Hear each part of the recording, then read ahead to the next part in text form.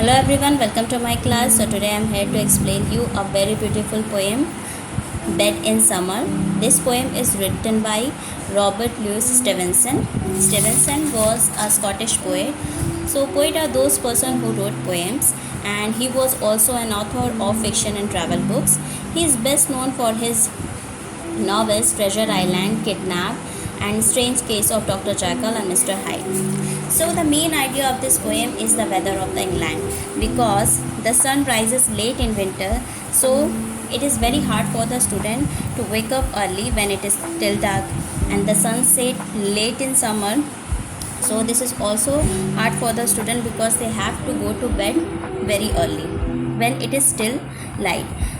सन सूरज जो है वो विंटर में देर में निकलता है, जिससे बच्चों को सुबह जल्दी उठना पड़ता है जब अंधेरा ही होता है, सूरज नहीं निकला होता है। और समर में सूरज देर में सेट होता है और उन्हें जल्दी सोने के लिए जाना पड़ता है, तो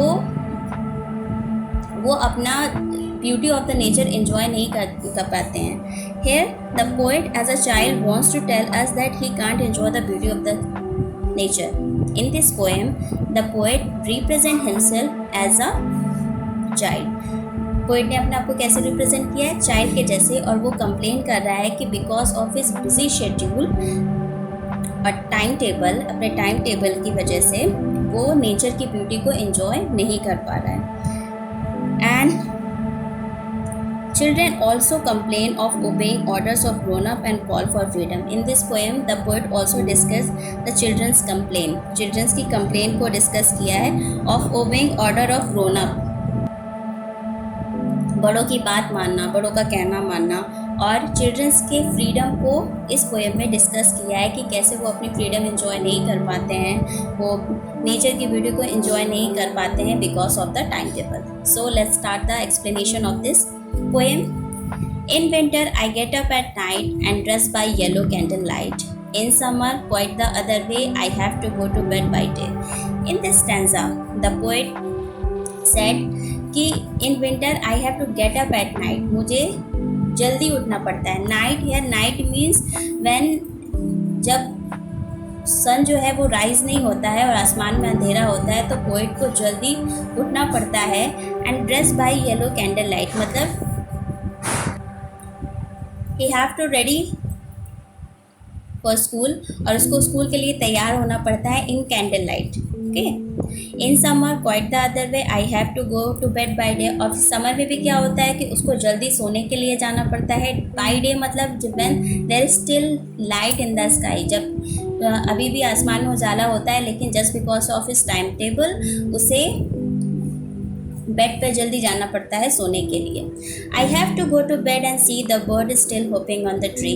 ओह, hear the grown-up people's feet still going past me in the street. In this stanza, the writer said that कि I have to go to bed and see, कि उसको सोने के लिए जल्दी बेड पर जाना पड़ता है in summer, but he can clearly hear and he can clearly see the birds still hopping. जो birds हैं वो hopping jump कर रही हैं, कहाँ? ट्री पर.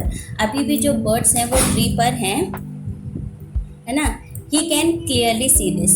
Oh, hear the grown-up people's feet still going past me in the street. और he can clearly hear the sound of the people's feet, और लोगों के चलने की आवाज़, जो स्ट्रीट है, जो गली है, जो रास्ता है, वहाँ से लोगों के चलने की आवाज़ को वो बिल्कुल क्लियरली अपने बेड पर लेटे लेटे सुन सकता है. And does it not seems hard to you when all the sky is clear and blue, and I should like so much to play to have to go to bed by day? Here the poet said कि does it not seem hard to you, क्या तुम्हें ये देख के कठिन नहीं लगता? when all the sky is clear and blue, जब आसमान बिल्कुल साफ है और अभी भी ब्लू है, means there is a light in the sky and I should like so much to play, और मेरा बहुत मन करता है खेलने का, but to have to go to bed by day, लेकिन मुझे सोने के लिए जल्दी जाना पड़ता है. तो यहाँ पे राइटर एक तरह का क्वेश्चन पूछ रहा है कि क्या ये हार्ड नहीं है? Is this not injustice कि just because of time table he can't enjoy, he can't play. Okay, so this is what the poet discussed in this poem. So Hope you understand this poem. Thank you, and kindly subscribe this channel for more videos.